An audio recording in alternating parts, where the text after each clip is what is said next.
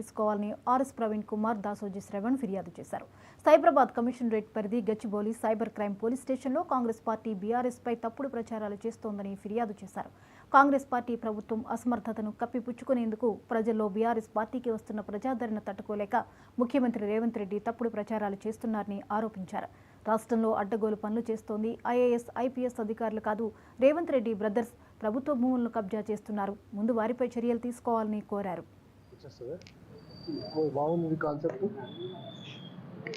చల్లని రూపాయికి గీతలు ఎక్కువ అన్నట్లు చేతగాని రేవంత్ రెడ్డికి చిల్లర ప్రచారాలు, చిల్లర వేషాలు ఎక్కువైపోయినటానికి నిదర్శనమే ఈరోజు తెలుగు వైబ్ అని చెప్పని ఒక ట్విట్టర్ హ్యాండిల్ను, తర్వాత సోషల్ మీడియా హ్యాండిల్ను క్రియేట్ చేసి పనిగట్టుకొని వాళ్ళ బీఆర్ఎస్ పార్టీ పైన, బీఆర్ఎస్ పార్టీ అధినాయకత్వం పైన ఇవాళ పెద్ద ఎత్తున దుమ్ము వేసేటువంటి ఒక ప్రయత్నం చేస్తూ ఉన్నారు, తప్పుడు ప్రచారం చేస్తూ ఉన్నారు.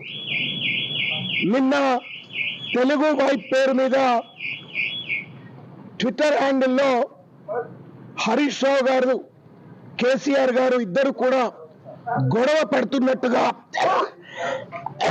ఒక మాఫ్ట్ ఇమేజ్ ను క్రియేట్ చేసి, దాంతో పాటు హరీష్ రావు గారు కేసీఆర్ గారి పైన బాధను వ్యక్తీకరిస్తూ తనను అణచివేస్తున్నారు అంటూ తన బాధను వ్యక్తీకరిస్తున్నారు అని చెప్పని తెలుగు వైపులో పెట్టడం అయింది. ఇది కేవలం కుట్రపూరితంగా పార్టీలో అంతర్గతంగా ఒక కన్ఫ్యూజన్ క్రియేట్ చేయడం కోసము, లేని శత్రుత్వాలు ఉన్నట్టుగా సృష్టించి క్యాడర్ మనోభావాన్ని దెబ్బతీసేందుకోసం, అధినాయకత్వం యొక్క ఆత్మస్థైర్యాన్ని దెబ్బతీయటం కోసం అన్నట్లుగా ఇవాళ కుట్రపూరితంగా రేవంత్ రెడ్డి మరియు రేవంత్ ప్రభుత్వం యొక్క ప్రేరేపితంగా తెలుగు వైబ్ అని చెప్పని ఈ యొక్క ట్విట్టర్ హ్యాండిల్ ద్వారా ఈ తప్పుడు ప్రచారం చేస్తూ ఉంటే, ప్రవీణ్ కుమార్ గారి యొక్క నాయకత్వంలో cyber crimes police station Cyberabad Gachibowli పరిధిలో ఈరోజు ఈ కంప్లైంట్ లాడ్జ్ చేయటం అయింది. సైబరాబాద్ కమిషనరేట్ పరిధిలోని సైబర్ క్రైమ్ స్టేషన్లో తెలుగు వైబ్ అనే ట్విట్టర్ హ్యాండిల్ ద్వారా మరి మా పార్టీ సీనియర్ నాయకులు గత 24 సంవత్సరాలుగా తెలంగాణ ఉద్యమంలో, తద్వారా వచ్చిన తెలంగాణ రాష్ట్రంలో కీలక భూమిక పోషించిన మరి హరీష్ రావు గారి మీద చాలా డిరాగేటరీ, అంటే చాలా అసభ్యకరంగా, అవమానపరిచే విధంగా ఒక పోస్టులు చేయడం జరిగింది.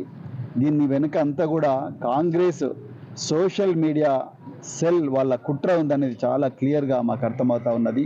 అదే అనుమానంతో ఈరోజు సైబరాబాద్ సైబర్ క్రైమ్ స్టేషన్లో ఈరోజు కంప్లైంట్ ఇవ్వడం జరిగింది. అయితే మేము పోలీసు వారికి ప్రత్యేకంగా ఏం చెప్పినామంటే, గత 1 సంవత్సరం నుండి బీఆర్ఎస్ పార్టీ మీద, బీఆర్ఎస్ కార్యకర్తల మీద, బీఆర్ఎస్ సోషల్ మీడియా యాక్టివిస్ట్ మీద ఏదైతే దాడి జరుగుతున్నదో ఆ దాడికి సంబంధించి ఎన్నో కంప్లైంట్స్ రాష్ట్ర వ్యాప్తంగా చాలా పోలీస్ స్టేషన్లో ఇచ్చాం. కానీ ఇంతవరకు ఒక్క కంప్లైంట్ కూడా ఒక ఎఫ్ఐఆర్గా రిజిస్టర్ అవ్వలేదు. కనీసం దీన్నైనా ఎఫ్ఐఆర్ చేయమని చెప్పేసి Cyberabad cyber crime police station వాళ్ళను మేము చేయడం జరిగింది. ఎందుకంటే ఇదే సైబర్ క్రైమ్ స్టేషన్ అడ్డం పెట్టుకొని రేవంత్ రెడ్డి ప్రభుత్వం బీఆర్ఎస్కి చెందిన సోషల్ మీడియా యాక్టివిస్ట్ మీద ప్రతి చిన్న విషయం మీద కూడా మరి ఎఫ్ఐఆర్ రిలీజ్ చేస్తూ ఉన్నారు. మా కార్యకర్తలను లేని చట్టాలను ముందర పెట్టి అరెస్ట్ చేస్తూ ఉన్నారు. ఇలా 1 కాదు 2 కాదు, ఒకటే సోషల్ మీడియా యాక్టివిస్ట్ను, ఒక న్యూస్ ఛానల్ ఓనర్ను 4 సార్లు హైదరాబాద్ సైబర్ క్రైమ్ పోలీసులు అరెస్ట్ చేసిండ్రు. బెయిల్ ఇచ్చే పరిస్థితి ఉన్నప్పటికీ కూడా 35 క్లాస్ 3 బిఎన్ఎస్ఎస్ ప్రకారము ఈ చట్టాల్లో బెయిల్ సదుపాయం ఉన్నప్పటికీ కూడా వీళ్ళందరినీ కూడా రాత్రి 2 గంటలకు మేజిస్ట్రేట్ ముందర ప్రొడ్యూస్ చేసి వాళ్ళను విపరీతమైన హింస పెడతా ఉన్నారు. సైబరాబాద్ కమిషనరేట్ పరిధిలోని సైబర్ క్రైమ్ స్టేషన్లో తెలుగు వైబ్ అనే ట్విట్టర్ హ్యాండిల్ ద్వారా మరి మా పార్టీ సీనియర్ నాయకులు గత 24 సంవత్సరాలుగా నకిలీ విద్యార్హత పత్రాలు విక్రయిస్తున్న 5 సభ్యుల